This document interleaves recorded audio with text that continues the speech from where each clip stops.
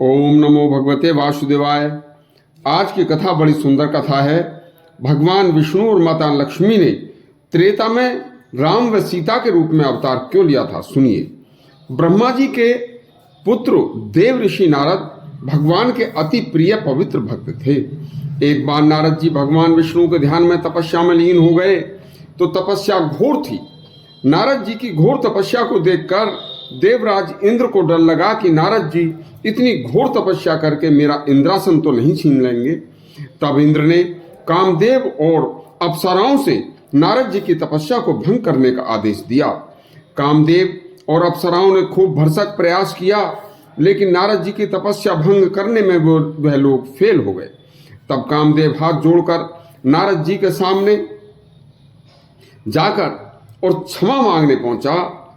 उसे पता था कि यदि नारद जी ने मुझे शाप दे दिया तो मैं भस्म हो जाऊंगा। नारद जी ने कहा, हे कामदेव, आप किस अपराध की क्षमा मांग रहे हो? तो कामदेव ने कहा, हमने, हे ऋषिवर, आपकी तपस्या भंग करने की बहुत कोशिश की थी, लेकिन हम नहीं कर पाए, हम हार गए। इस अपराध के लिए हमें क्षमा कर देना।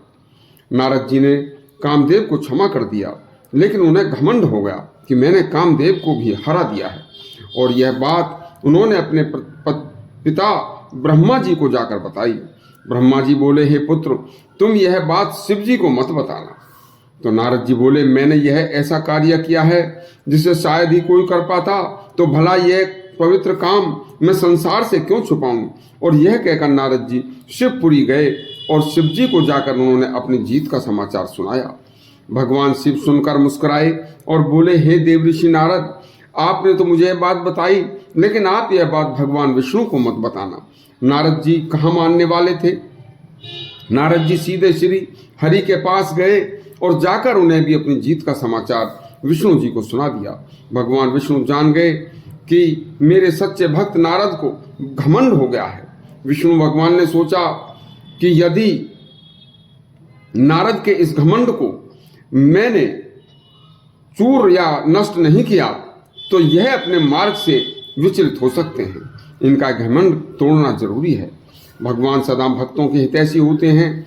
नारद के जाते ही भगवान विष्णु ने लक्ष्मी जी से कहा कि हे प्रिय, तुम इसी समय अति शीघ्र नारद जी के रास्ते में एक ऐसा सुंदर नगर का निर्माण कर दो कि जो नारद जी ने कभी न देखा हो, और तुम स्वयं वहां बहुत सुंदर विश्व मोहिनी बनकर अपने स्वयंवर के लिए बैठ जाओ और उस सुंदर नगर में उसकी तैयारी करें तुम्हारे पिताजी।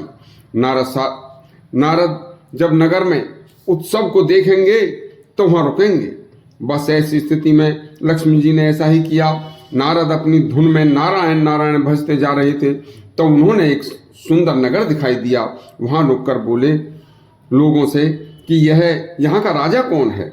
लोगों ने बताया कि यहाँ का राजा शील निधि है।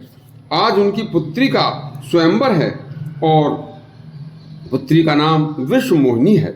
नारद जी नगर में गए। राजा ने उनका बड़ा सम्मान करके उनको बैठाया और अपनी पुत्री विश्व मोहिनी को बुलाकर नारद जी को दिखाया और कहा कि इनका हाथ देखकर बताओ कि इसको कैसा पति मिलेगा। वह नारद जी ने जैसे ही विश्व मोहिनी का हाथ देखा, हाथ देखते ही बोले कि जो इससे विवाह करेगा वो तो तीनों लोकों का स्वामी होगा। बस नारद जी उसकी सुंदरता को देखकर मन ही मन सोचने लगे कि यदि मैं इसी हालत में इसको वर्ण करूं तो यह मुझे पसंद नहीं करेगी, इसलिए अपने भगवान विष्णु से उनका सुंदर रूप मांग लूं और इससे विवाह कर लूंगा। ऐसा सोचकर नारद जी विष्णु भगवान के पास जाकर सुंदर रूप मांग कर ले आए। विष्णु जी ने नारद जी को सुंदर रूप के बदले में चुपचाप बंदर का रूप दे दिया और कहा कि जाओ विश्व मोहिनी से माला डलवा लो। नारद जी खुशी खुशी स्वयंवर में गए। विश्व मोहिनी के पास जाकर बार बार वरमाला के लिए उसके आगे अपनी गर्दन कर देते थे। बस उनके पीछे पीछे शिव जी के 2 गण लगे हुए थे जो शिव जी ने भेजे थे। उन्हें इस बात का पता नहीं था। नारद जी जब भी विश्व मोहिनी की तरफ को अपनी माला के लिए गर्दन करते तो शिव के जो 2 गण थे उनका उपहास उड़ाते थे और बस वो सोचते कि मुझसे सुंदर तो कोई हो ही नहीं सकता, विश्व मोहिनी मेरे ही गले में माला डालेगी।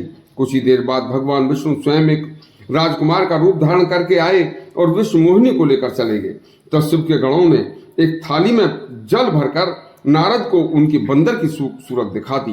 बस नारद के क्रोध का ठिकाना नहीं रहा। वे भगवान विष्णु के पास के जाकर बोले कि जो तुमने मेरे साथ एक कृत्य किया है, हे विष्णु भगवान, मैं तुम्हें शाप देता हूं कि तुम अगले जन्म में, एक जन्म में पत्नी के वियोग में भटकोगे।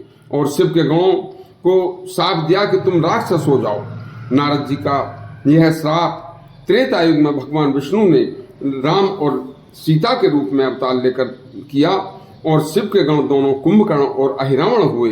देखिए, भक्त ब्राह्मण का श्राप कभी खाली नहीं जा सकता। और धर्म ग्रंथों के अच्छे अच्छे ऐसे प्रसंग सुनने के लिए हमारा चैनल सब्सक्राइब करें और घंटी दबाएं। धन्यवाद।